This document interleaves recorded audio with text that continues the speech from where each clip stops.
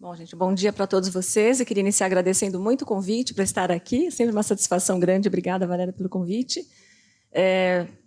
Parabenizar o Denis, consegui ver só o finzinho da aula dele, mas eu conheci o Denis no evento da SOCESP, né, Denis? Então, uma alegria. Ele era aluno ainda da faculdade e é uma alegria ver ele, né? Onde o Denis chegou aí com tantas excelentes publicações. Antes de eu começar a minha aula, eu só queria reforçar a fala do Denis, né, essa questão de saúde pública, né, pessoal? A gente tem que evidenciar muito os alimentos que nós recomendamos para os nossos pacientes, sempre pensando em saúde pública. Nessa questão da sardinha, Denis, eu sou o maior fã da sardinha, e eu vou te falar que eu recomendo no consultório para todo mundo sardinha, né? E quando eu era criança, estou falando na década de 60, a gente comia muita sardinha, era um alimento abundante, até hoje é abundante, né? Tem um ótimo preço, e a gente comia muito. Infelizmente, alguns alimentos eles caem, né? Eles perdem aquela gourmetização, e outros que adquirem essa gourmetização são caros e muitas vezes são desnecessários e não atendem, né, a nossa necessidade no Brasil. Só isso, tá bom? Tá. Bem, então, só para a gente introduzir, né, essa questão que nós falamos que o consumo de gorduras ele deve ser de aproximadamente aí, 30% das calorias, né? Então, a gente sabe que com alguma variação entre 25%, 30%, 35% das calorias na forma de gorduras. E de onde vem essa recomendação? Né? Tudo começa mais ou menos com esses estudos aí de Ansel Keys, que foram publicados na década de 50, onde ele mostra aumento do risco cardiovascular quando se consumia quantidades superiores a 30% das calorias na forma de gorduras. Né? Se a gente observar aqui essas bolinhas vermelhas, é uma população japonesa que consumia uma quantidade pequena de gordura e tinha, claro, né, uma baixa incidência de doenças, uma baixa incidência de aterosclerose. Conforme essa população migrou para o Havaí, agora as bolinhas em azul, e aí não tem nada, nenhum fator genético envolvido, né, mas fator ambiental.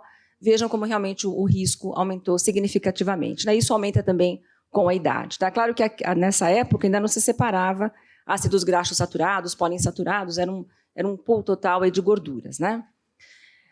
Estudos depois subsequentes mostraram que os ácidos graxos trans são aqueles que mais elevam o LDL e colesterol, depois os ácidos graxos saturados, e do lado de cá, os insaturados se associam inversamente, né, com o risco cardiovascular, e do lado de cá a gente tem o HDL. Então, observem que os ácidos graxos trans, além de eles elevarem o LDL e colesterol, eles têm um efeito adverso adicional porque eles reduzem também o HDL, eles reduzem a APOA1, que é a principal proteína presente ali na superfície das HDL. Tá?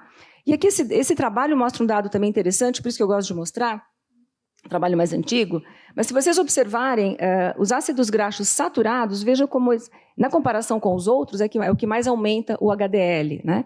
E aqui a gente tem que dar uma parada e uma reflexão, porque realmente muitos estudos com dieta low carb acabam evidenciando um dos benefícios atribuídos à dieta low carb é esse aumento do HDL. Realmente comer muita gordura aumenta todas as classes de lipoproteínas, aumenta quilomicro, aumenta VLDL, aumenta LDL e aumenta HDL também. Né? Só que essa elevação do HDL promovida pelo ácido graxo saturado não é suficiente para suplantar a ação deletéria desse ácido graxo sobre o LDL, né? Tá bom? Então, esse é um ponto importante, que às vezes alguns erros de interpretação que a gente faz, né, quando analisa alguns estudos com dieta. Tá?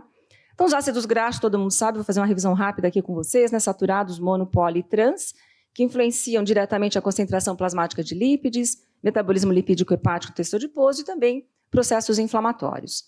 Bem, os saturados, a gente tem, então, capróico, caprílico e cáprico, né, que a gente consome em pequena quantidade, que são os de cadeia média, encontrados em coco e óleo de palma. Os mais frequentemente consumidos, a gente tem aqui os saturados, então, o láurico, mirístico e palmítico, que são ácidos graxos de cadeia longa, e que se associam com a elevação do LDL e colesterol, e também com a concentração plasmática de triglicérides. Tá? O láurico encontrado essencialmente no coco, mirístico, leite e coco, palmítico, carnes e óleo de palma. O ácido graxo que nós consumimos em maior abundância é o palmítico, né? E o mirístico é o que mais eleva o risco cardiovascular, o que mais eleva o LDL, razão pela qual a gente recomenda já o uso de leite desnatado, produtos lácteos desnatados, para indivíduos portadores de algum risco cardiovascular, por exemplo, indivíduos portadores de diabetes, indivíduos com obesidade, etc. O esteário, que é um ácido graxo que não eleva o colesterol no plasma, porque rapidamente ele é convertido a ácido oleico no fígado por uma enzima que se chama SCD1, e a gente sabe que o ácido oleico é neutro, né, sobre a colesterolemia. Tá? Agora tem que lembrar que chocolate não é feito só de cacau, né? Chocolate é feito com cacau, às vezes com gordura trans, gordura saturada, etc. Aí nós temos os insaturados, né? Oleico, linoleico, linolênico, araquidônico. Oleico, todo mundo sabe, né? Oliva, canola. Linoleico, soja, milho, girassol, nozes, castanhas, enfim. Linolênico, série ômega 3, linoleico, série ômega 6, né? Como o Denis já falou, fontes importantes de ômega 3, canola, soja e linhaça, né? Lembrando que ômega 6 e ômega 3 são essenciais e eles se associam inversamente, então, com o risco cardiovascular. E depois temos aqui o eicosapentanoico e o eicosahexanoico, que já foi bastante abordado aí pelo Denis, né? Essa aqui é uma figura que está na internet, ela está no Google, mas eu gosto muito dela, sempre mostro nas minhas aulas, porque ela evidencia bem a composição, né, o perfil lipídico das principais gorduras e óleos, né? Então, lembrando que o coco tem 90% de gordura saturada, coco não é óleo, né, é gordura, e depois metade da concentração de saturados aqui para a palma e para a carne, né, uma concentração parecida, e os óleos que são os melhores, também, como já foi falado, canola e soja, né? E depois temos os ácidos graxos trans, que a gente sabe também que eles aumentam enormemente o risco cardiovascular, conforme eu já mostrei também em relação ao aumento do LDL, e a cada aumento de 2% do valor calórico, né, das calorias na forma de trans, isso aumenta em 23% o risco relativo para a doença cardiovascular, né? Bem, com relação, então, especificamente à placa aterosclerótica, né, a relação dos ácidos graxos sobre a formação de placa, então, só para a gente lembrar que o LDL, quando em grande quantidade, o LDL é oriundo, né, da metabolização das partículas de VLDL, quando são mais enriquecidos em colesterol, quando são mais oxidados e mais glicados, como é o caso, por exemplo, de indivíduo portador de diabetes, essas partículas são mais reconhecidas pelos macrófagos da parede arterial, aumentando, portanto, o depósito de colesterol nas artérias, aumentando, portanto, a placa aterosclerótica, né? Existem vários mecanismos que estão envolvidos nessa questão. Então, por exemplo, a gente sabe que a gordura saturada, por ela ter uma cadeia retilínea de carbono, ela se empacota dentro da LDL, de tal maneira que sobra mais espaço nessa partícula para transportar colesterol, né? Ela aumenta a capacidade da LDL em transportar colesterol, tá? O segundo mecanismo, ela reduz esses receptores BE, que são aqueles responsáveis pela captação das partículas de LDL da circulação. Os insaturados, ao contrário, como eles têm uma ou mais duplas, né, eles têm uma configuração espacial, de tal maneira que eles se acomodam dentro da LDL, ocupam mais espaço ali dentro e sobra menos espaço para transportar colesterol. Portanto, são LDLs menos enriquecidas com colesterol. Da mesma forma, esses ácidos graxos, eles aumentam a expressão gênica, a expressão desses receptores BE. Tá?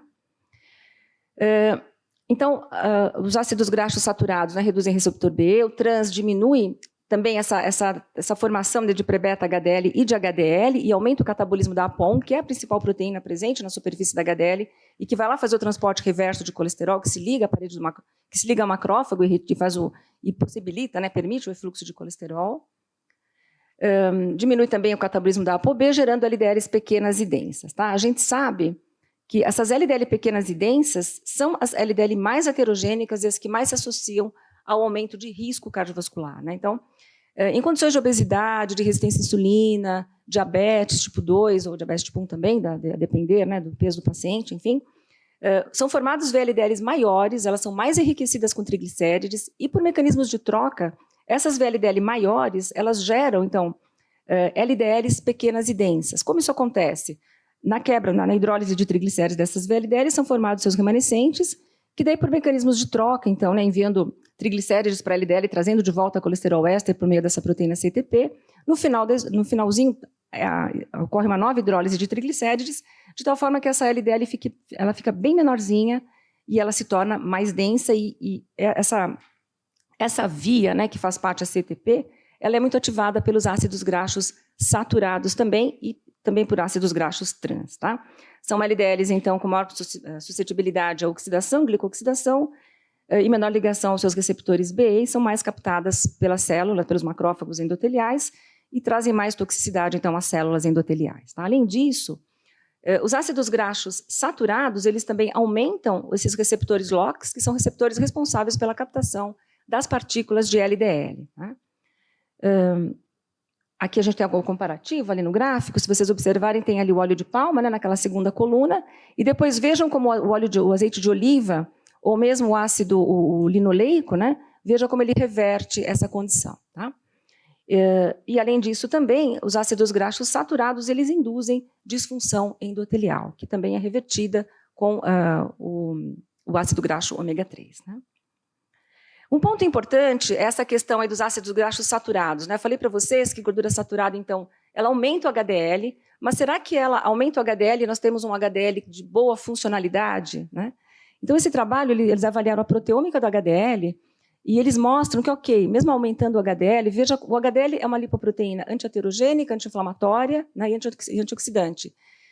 E ela transporta componentes inflamatórios. Na vigência de uma dieta rica em ácido graxo saturado, ela transporta também compostos inflamatórios, né? Quando ela direciona o colesterol para o fígado, ela não direciona somente o colesterol, ela também direciona esses componentes inflamatórios. Aqui, no caso, eles avaliaram o serum amiloide A, que é um composto inflamatório. Ela também induziu, essa HDL enriquecida com ácidos graxos saturados, ela diminuiu a capacidade antioxidante do HDL, diminuiu a equiparaxonase, como vocês podem verificar, e diminuiu também a capacidade de fluxo, né? Ou seja, aumenta o HDL, mas não resolve nada, né? É uma HDL não funcionante, tá bom? Que não funciona tão bem, né? E aí, a gente sabe que a última etapa do transporte reverso de colesterol é a conversão do colesterol que veio lá da parede da artéria para ácido biliar, e daí isso é excretado, né? A única forma de excreção de colesterol, tá? E como esse fígado ele fica enriquecido de colesterol, né, por conta desses componentes inflamatórios ali que diminuem esses receptores ABCG5 e ABCG8 que contribuem com a passagem de colesterol para a bile, então fica um fígado enriquecido com colesterol. Tá? Então são os principais assim, mecanismos de ação, né, que eu trazer aqui para vocês assim, de uma forma bem resumida, os pontos mais importantes relacionados ao alto consumo de ácidos graxos saturados. Né? O que dizem os estudos epidemiológicos? Estudos já mais antigos mostram que o aumento de 5% de ácido graxo saturado aumenta em 29% o risco cardiovascular. Esse aqui é um estudo importante, que foi conduzido ali com as enfermeiras, né? Esse estudo, acho que todo mundo... De algum braço desse estudo vocês já viram certamente, né? E esse é um resultado de uma meta-análise, onde ela com 15 estudos, né, controlados e randomizados, com 59 mil participantes, e mostra que quando se reduz ácido graxo saturado, se observou uma redução de 17% de eventos cardiovasculares, como infarto, insuficiência cardíaca, fibrilação e a realização de angioplastia. Agora, quando essa redução de saturados ela acontece e esse saturado é substituído por poli, a redução ainda é maior, né? Se reduz em 27% esse risco cardiovascular. Tá? Claro que a gente não precisa tirar saturado da alimentação, né? Vou falar até um pouquinho ali para frente, que a depender do contexto em que esse saturado se insere, a resposta também é diferente, tá? Mas a gente precisa certamente reduzir o consumo de saturados, isso é um consenso internacional que não muda, né? Esse é um trabalho que foi publicado em 2017, eles mostram aqui, né, a mudança na mortalidade de doença cardiometabólica no período de 2002 a 2012, e quando se tem, então, essa substituição de SAT por poliinsaturados, veja como a gente tem uma redução da mudança de mortalidade cardiometabólica e o aumento do consumo de carne vermelha, o contrário aqui, né? Claro que também não precisamos tirar carne vermelha, mas não dá para consumir uma quantidade tão grande de carne vermelha, né? Aqui o aumento de concentração, aqui se mostrou também que o aumento de concentração de... muitos estudos avaliam a dieta, né? Mas vários estudos também avaliam a concentração de ácidos graxos nos fosfolípides, tá? No plasma, né? Então, aqui se mostra que o aumento da concentração plasmática de ômega 6 diminui o risco de doença cardiovascular, se associa, né? Redução de risco para doença cardiovascular, AVC isquêmico e mortalidade cardiovascular. Aqui também análise no plasma, mostrando que o aumento, né, da concentração... Aqui eles plotaram dois gráficos, né? O aumento da concentração de linoleico e o aumento da concentração de ômega 3, veja como nós temos aqui a menor associação, então, com mortalidade total e mortalidade cardiovascular. Tá? Conforme vai diminuindo a concentração desses ácidos graxos, a gente tem uma elevação desse risco. Né? Esses estudos que eles avaliam a concentração no plasma, eu acho que eles são bem importantes, porque são muito fidedignos. Né? Às vezes o estudo com inquérito alimentar, recordatório alimentar, enfim, a gente às vezes incorre em alguns erros. Né? Aqui não, aqui está mostrando que comeu está ali no fosfolípide, né? Você consegue fazer uma associação melhor. Então, redução de risco de doença cardiovascular, AVC isquêmico e mortalidade cardiovascular. Esse aqui é o estudo PURE, que é um estudo que foi conduzido em 18 países, e mostra também claramente, né, que ali conforme se aumenta o consumo de gorduras, se observa que aumento da concentração de lípides, né? Então, aqui, o LDL, aumento do, tá vendo de novo, né? Aumento do HDL também, né? Aumento do LDL, aumento de colesterol total, aumento do LDL com gordura total, com gordura saturada, né? Não se observa com gordura monoinsaturada. Acho que a gente tem uma aula depois também sobre esse ponto, né? Quando se substitui os ácidos graxos saturados, por exemplo, por trans, é bom, né? Substituir saturado por trans é bom, né? Porque o trans ele aumenta muito mais o risco cardiovascular. Claro que, perdão, falei o contrário, né? Quando a gente substitui os saturados por trans, é muito ruim, porque aumenta bastante o risco cardiovascular, né? Quando se substitui o saturado por mono e por poli, a gente observa a prevenção. Agora, veja que quando a gente substitui o saturado, vamos comer menos ácido graxo saturado, mas aí substitui por mais alimentos ricos em carboidratos e invariavelmente ricos em açúcar. Aí é ruim, né? Então, veja como substituir por açúcar aqui já é ruim, né? A gente tem para cá, tá? Então, quando você substitui saturados por alimentos integrais, você tem um benefício, tá? Então, a gente tem que pensar muito em que contexto esse saturado também se encontra. Por exemplo, os saturados eles estão presentes numa variedade enorme de alimentos. Os estudos antigos eles não diferenciavam o esteárico, palmítico e outros ácidos graxos, né, saturados, tá? E a gente sabe que é diferente, por exemplo, a ação de um saturado quando ele está no leite, né, que ele vem junto com uma emulsão com glóbulos de gordura, quantidade homogeneizada, tornando-se gotículas de gordura envoltas em proteínas. O queijo ele já é uma matriz sólida, né, composta por cálcio e proteínas, mas um biscoito recheado, por exemplo, ele tem muita gordura saturada, mas é complexado com muito açúcar. Então, o efeito do ácido graxo nesse contexto do saturado é muito pior do que um contexto de um ácido graxo saturado o consumo de um ácido graxo saturado num contexto, por exemplo, de uma dieta do Mediterrâneo, né? Porque daí você tem outros alimentos, você tem outros alimentos protetores ali envolvidos. Então, a gente sempre tem que pensar não somente no percentual, mas também no todo, né? No conjunto de alimentos que compõem a refeição. O Denis falou bastante de ômega 3, só que quero mostrar para vocês aqui, os estudos antigos mostravam que o ômega 3 poderia trazer prevenção primária e secundária. Mas tinha sempre um viés, né, por conta de não separava o que era gordura saturada, se tomava estatina, se não tomava estatina. Os estudos mais recentes, eu chamo a atenção para vocês aqui, esse estudo Ascendio Vital, onde eles foram submetidos durante os 7 anos a 1 grama de ômega 3 por dia. O estudo Ascendio Vital, eles aumentaram a dose, eles também 1 grama de ômega 3 por dia, por 5 anos, e o estudo Strength, eles aumentaram a dose, vão dar 4 gramas, né? E aí, até o estudo foi descontinuado. Realmente, eles não observaram benefício, já ali pelo 2/3 do estudo, eles descontinuaram o estudo, né? Então, esses estudos clínicos, ou seja, exatamente o que o Denis falou, suplementar ômega 3 para prevenção cardiovascular, a gente não vê um benefício, né? Então, esses estudos mostram a ausência de efeitos sobre risco para eventos cardiovasculares. Tá? Com relação aqui agora eu fiz uma bobagem aqui, não sei voltar. Acho que foi agora. Obrigada. Aqui, com relação aos ácidos graxos trans, esse é um trabalho mais recente, e ele mostra também claramente, está vendo como aumenta, né, significativamente aqui o risco cardiovascular com o aumento dos ácidos graxos trans. Esse é um estudo conduzido no nosso laboratório, foi a tese de doutorado da Roberta, ela vai dar aula para vocês aqui amanhã. E a gente comparou saturados politrans, e veja como o poli realmente não aumenta colesterol, né? Como ele não aumenta colesterol, veja que ele não fez placa.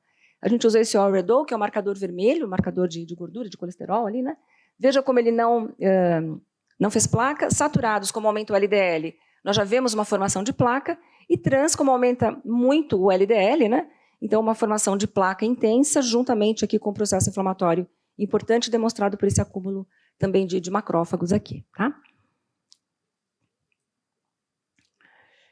Bem, então o trans, né, ele piora o perfil lipídico, aumentando o LDL, ele reduz o HDL, ele piora os marcadores de inflamação, aumenta a proteína C reativa, interleucina 6, tem vários estudos mostrando também aumento de TNF-alfa, ele se associa com disfunção endotelial, né, e também reduz a sensibilidade à insulina. Tá? E aqui é um trabalho que eu achei bem interessante, eu recomendo, eu não fiz que nem o Denis, né, que ele fez aqui um QR Code, mas eu fiquei com tanta inveja de você que eu vou fazer. E olha, se der tempo, ainda mando para você liberar para os alunos, que eu achei sensacional a ideia dele, mandar já os artigos, né? Mas, enfim, esse é um artigo bem bacana, eu recomendo que vocês deem uma lida, que eles avaliam aqui o consumo de alimentos ultraprocessados, né? E a gente sabe que o ultraprocessado ele é rico em calorias, é rico em saturados, muitas vezes rico em ácidos graxos trans, que eu acabei de falar com vocês sobre ele, às vezes rico em açúcar, às vezes rico em sal, né? E às vezes rico em tudo, né?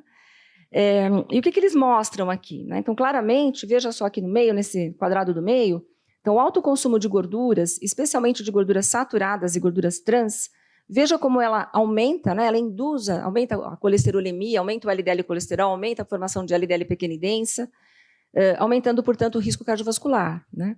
E se a gente olhar aqui agora do lado direito, esse quadradinho verde, aqui, o último aqui do lado direito, Outros fatores de risco cardiovasculares, né? Então, fumo, consumo de álcool, baixo nível de atividade física. Aqui também tem um baixo consumo de fibras, né? Baixo consumo de frutas, verduras e hortaliças.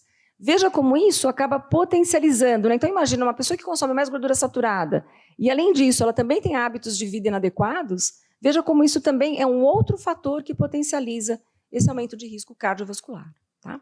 Não dá para a gente pensar só na gordura saturada isoladamente, né?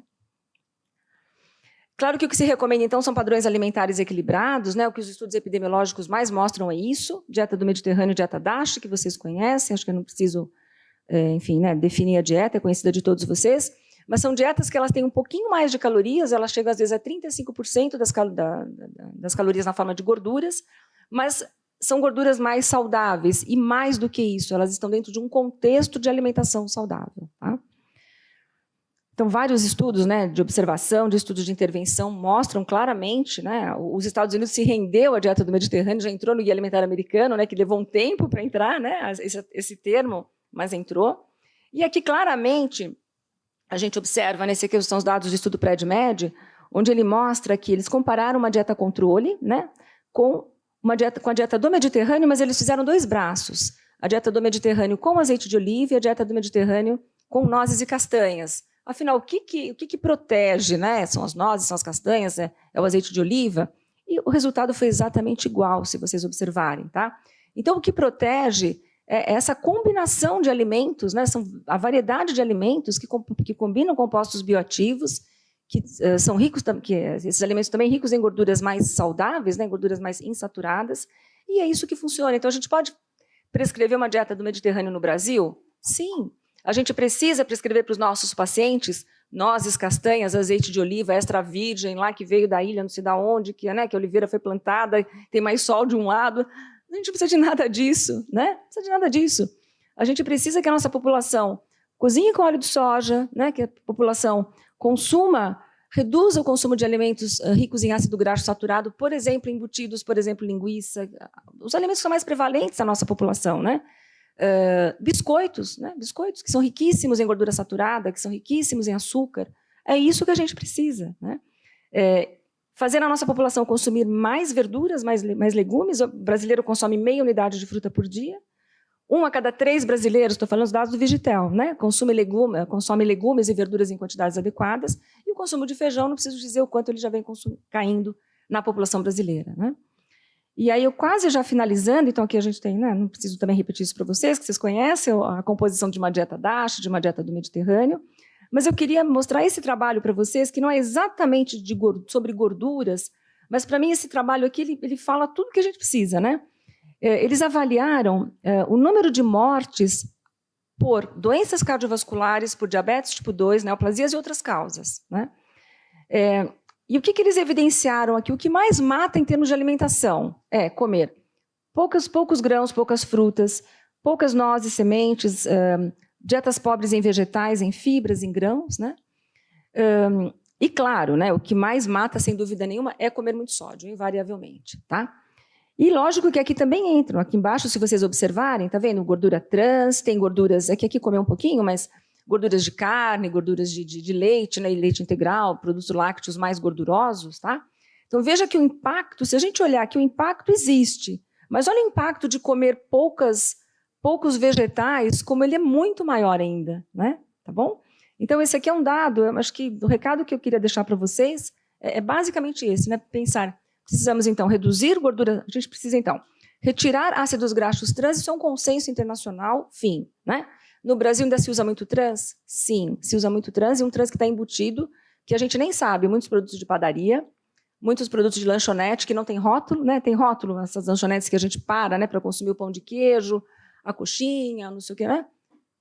Muitos deles, eu falo pela própria Faculdade de Medicina ali da USP, na lanchonete, uma coxinha deles é deliciosa, e um dia eu perguntei, nossa, vocês fritam aqui, fazem aqui, como é que isso é feito?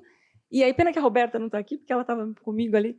E aí, como que... não, a gente frita aqui. Me mostra que, olha, vocês fritam uma lata assim, enorme de gordura trans, né? Então, tem rótulo? Não tem, né? Não tem rótulo. E a indústria tem rótulo, então a gente sabe que não tem gordura trans. Entraram os interesterificados, que são ricos em óleo de palma, que também não são bons, né? Não tive tempo de trazer isso aqui, mas também a gente sabe que não são bons. Mas o que não tem rótulo no Brasil tem muita gordura trans ainda, gente. Tá? Então, reduzir então, o consumo de ácidos graxos, tirar trans, reduzir saturados, né? E tem outras recomendações aqui. Esse daqui é o nosso posicionamento de 2021, que o Denis também fez parte, né? E óleos, gorduras de coco, óleo de palma, apenas um uso ocasional. Aqui a gente até copiou um termo que a diretriz que o pessoal lá na Europa usa, né, nesse guideline deles aqui de 2019, que eles não falam que gordura de coco é proibida. Não, uso ocasional, ok, né, para uma receita, mas não fazer uma troca. E outra coisa, né, gente, que eu vejo lá no nosso ambulatório também, as pessoas não, às vezes, né, têm dificuldade para comprar banana, para comprar uma fruta, uma laranja, mas aí compra o gordura de coco e paga quase R$100 o litro. Né? Então, a gente tem que bater de frente em relação a essas práticas. Né? Bom, gente, acho que rapidamente era isso que eu tinha para falar para vocês. Agradeço a atenção e nem sei o tempo se eu passei. Obrigada. Hein?